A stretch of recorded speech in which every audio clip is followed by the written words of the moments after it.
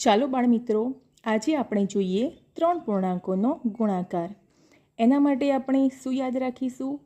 જે કૌંસમાં હશે એના માટે સરખું હોય ત્યાં ધન અને અલગ અલગ હોય ત્યાં ઋણ એટલે કે બાદબાકીનું ચિહ્ન આવશે। એક્ઝામ્પલ નંબર 1 જોઈએ, જેમાં રકમ આપેલી છે 2 ગુણ્યા -3 ગુણ્યા 4। ચાલો એક્ઝામ્પલ ગણીએ। સૌપ્રથમ 2 ગુણ્યા -3 ને આપણે કૌંસમાં મૂકીશું અને 4 ને બહાર રાખીશું।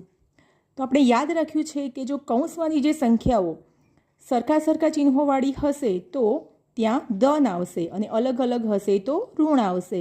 તો અહીંયા આપણે જોઈ શકીએ છીએ 2 ધન છે અને 3 ઋણ છે, એટલે કે અલગ અલગ। બંનેનો ગુણાકાર 2 ગુણ્યા 3 કેટલો થશે? -6 અને બાજુમાં ગુણ્યા 4 મૂકીશું।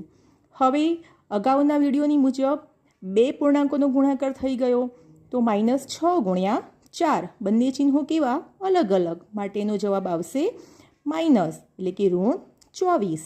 આભાર।